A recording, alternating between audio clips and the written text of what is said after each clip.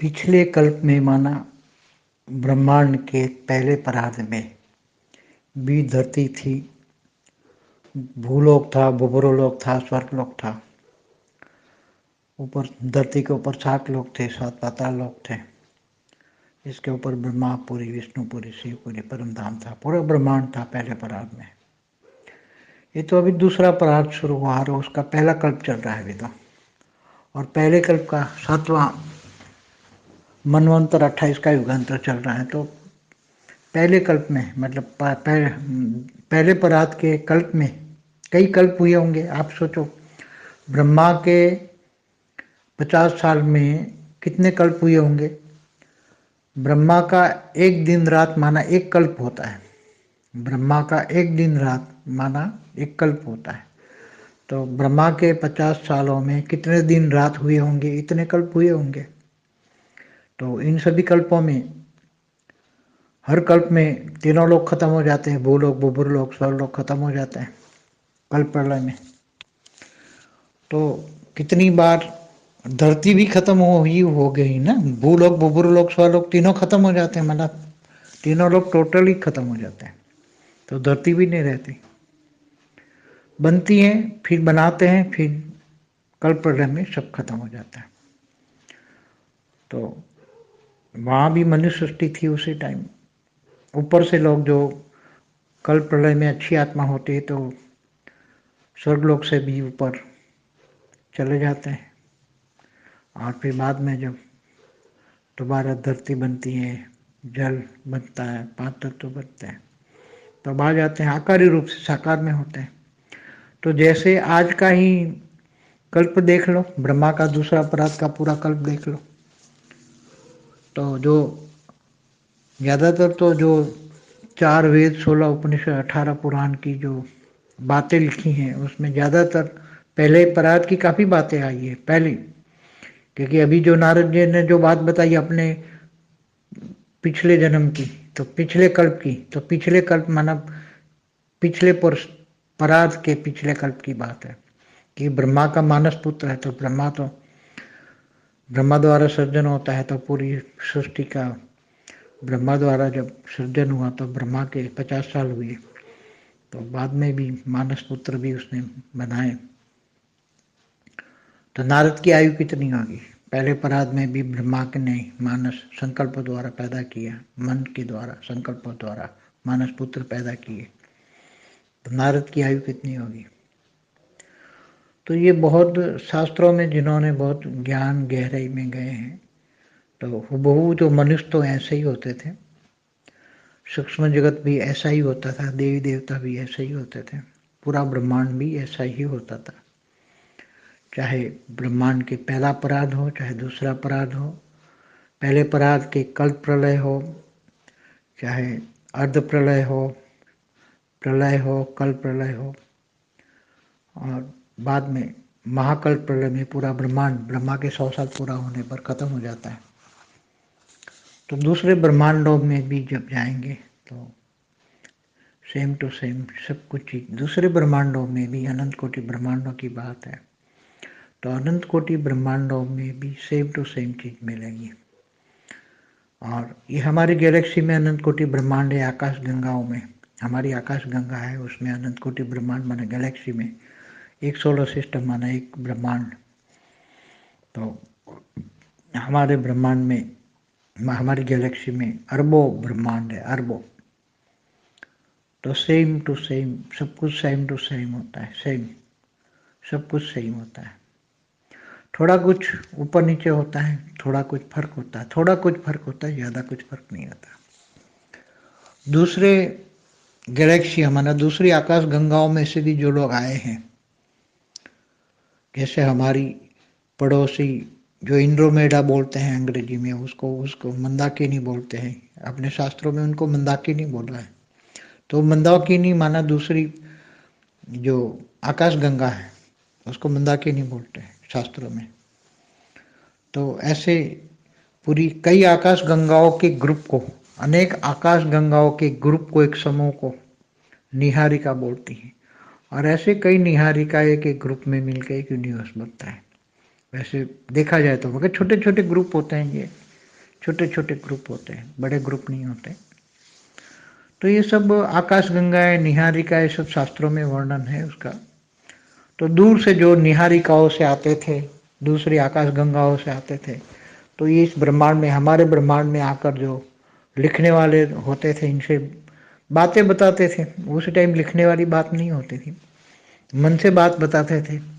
दूसरी आकाश गंगाओं की, दूसरे निहारिकाओं की बात बताते थे, ज्ञान देते थे कि दूसरी आकाश गंगाओं में ये हो रहा है। पैरेलल यूनिवर्स की भी बात होती थी, पैरेलल ब्रह्मांडों की भी बात होती थी। तो कई ऋषि मुनि, बड़े बड़े ऋषि मुनियों को ये ज्ञान इमर्ज हो जाता था, ध्यान लगाते थे, तीसरा नेत्र उनका खुल जाता था, तो इनको इमर्ज हो जाता था। तो ये सारा ज्ञान दूसरी आकाश गंगाएं, निहारिकाओं की बातें ये बताते थे दूसरों को, मगर लोग समझ नहीं पाते थे। आज भी जैसे लोग नहीं समझ पाते, ऐसी तरह लोग नहीं समझ पाते थे। परम शांति। आज मैं वो नारद के बारे में बताऊंगा। नारद जी वेद व्यास के पास में गए। वेद व्यास जी ने सारे शास्त्र लिख के बैठे थे, सारे शास्त्र लिखकर बैठकर सोच रहे थे, मगर अंदर से दुखी थे। तो नारद जी आए, पूछा क्यों दुखी हो? तो दुख का बोले, ये सारे शास्त्र की बात बताई, फिर भी दुखी थे। तो नारद जी ने अपने अगले कल्प के जन्म की बात बताई कि मैं अगले जन्म में क्या था।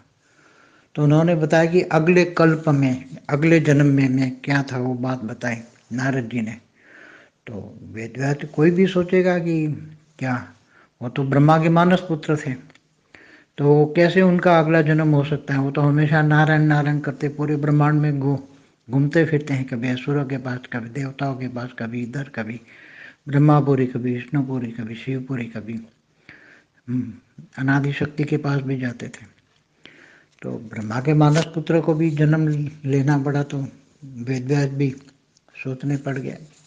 वेदव्यास जी तो आज से 5,000 साल पहले जो महाभारत लिखा, तब की बात कर रहे हैं। तो नारद जी ने बताया कि मैं अगले कल्प में, तो कौन सा कल्प?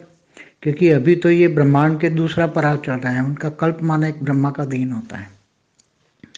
तो कल्प प्रलय, तो कल्प माना, कल्प का जो समय होता है तो 1000 चतुर्युग होता है। धरती पर 4 युग पूरा होने पर अर्ध प्रलय होता है, ऐसे 71 अर्ध प्रलय होने पर पूरा धरती पर प्रलय होता है, उसको मनवंतर कहते हैं। और ऐसे 14 मनवंतर पर एक कल्प प्रलय होता है, तो उसको एक कल्प का समय कहते हैं। एक कल्प माना ब्रह्मा का एक दिन होता है, और धरती पर 1000 चतुर्युग होते हैं, 14 मनवंतर होते हैं। तो ये अभी तो एक कल्प पूरा ही नहीं हुआ, क्योंकि ब्रह्मांड का तो अभी ब्रह्मा का पहला दिन माना, अभी कल्प शुरू हुआ है। तो ब्रह्मा का पहला दिन, पहले कल्प शुरू हुआ, तो अभी आधा कल्प हुआ है, 7वां मनवंतर, 28 का युगांतर चल रहा है। तो ये ब्रह्मांड के पहले परात की कहानी है, जो ब्रह्मांड का पहला परात पूरा हुआ, ब्रह्मा के 50 साल पहले हुए। उसमें ब्रह्मा के मानस पुत्र थे, तो एक जन्म में वो कहीं बालक बन के अपनी कहानी बता रहे थे वेद व्यास जी को कि मैं एक जन्म में मैं अपनी माँ के मोह में फंसा था, मेरी माँ मुझे मोह पास में फंसा के रखती थी, मुझे नारायण की भक्ति नहीं करने देती थी। तो एक दिन उनको सांप ने काट लिया और मेरी माँ चल बसी, तो वो खुश हुए, कोई बात नहीं, अच्छा हुआ, परमात्मा ने मेरे पर अनुग्रह किया, क्योंकि अब मैं भक्ति कर पाऊंगा। क्योंकि माँ मेरे को भक्ति नहीं करने देती थी, बार बार खाना खा लो, ये कर लो, ये कर लो। तो मुझे अपने मोह पास में फंसा के रखा था माँ ने, तो मोह पास से, माँ के बंधन से मुक्त हो गए। तो अब नारायण की भक्ति करने लगे। तो नारायण की भक्ति करते थे, मगर एक बार उसको आकाशवाणी हुई, अभी तुम्हारी इस जन्म में भक्ति सफल नहीं हुई, तो इस जन्म में तुम्हें परमात्मा के साक्षात्कार नहीं होंगे, न मिल पाएंगे। तो जब विषय विकार पूरा नहीं समाप्त होता, कहीं न कहीं नष्टो मोह, इच्छा मात्र अविद्या की स्टेज नहीं होती, तो परमात्मा नहीं मिल पाते। ये सब कहानी नारद ने बताई हुई है वेद व्यास जी को। तो अभी मैं समय की बात कर रहा हूँ कि ये जब उसी टाइम पर जब हुआ, तो नारद जी ने बोला था कि पहले पहले कल्प में ये धरती नहीं थी, तो ये भूलोक बभूलोक स्वलोक कल्प प्रलय में खत्म हो जाते हैं। कल्प प्रलय में तो जब अगले कल्प की कहानी बताते हैं, तो ये अगले कल्प में भी ब्रह्मांड तो था, ये धरती भी थी, तब तो जन्म लिया था पुत्र के मोह में, मगर दूसरा कल्प चल रहा है तो दूसरी बार ये धरती बनी, क्योंकि कल्प प्रलय में जो भूलोक बभूलोक स्वलोक तीनों खत्म हो जाते हैं, और महाकाल प्रलय में पूरा ब्रह्मांड का विसर्जन होता है, और महाकाल प्रलय में महाशिव महाकाल बन के अनंत कोटि ब्रह्मांडों को अपने रोम रोम में समा लेते हैं। तो समय की बात मैं खास कर रहा था। तो ये कल्प, अगले कल्प में अगले जन्म की कहानी नारद जी बता रहे थे वेद व्यास जी को। तो वेद व्यास जी दुखी थे, इसलिए बताते थे कि मुझे भी परमात्मा नहीं मिले, तो मैं भी बहुत दुखी था, मगर मैं बाद में फिर सफल हुआ, और फिर बाद में जन्म मरण से चक्र से छूट गया, और नारायण नारायण कर रहा हूँ अभी। तो ये बात बता रहे थे परम जी।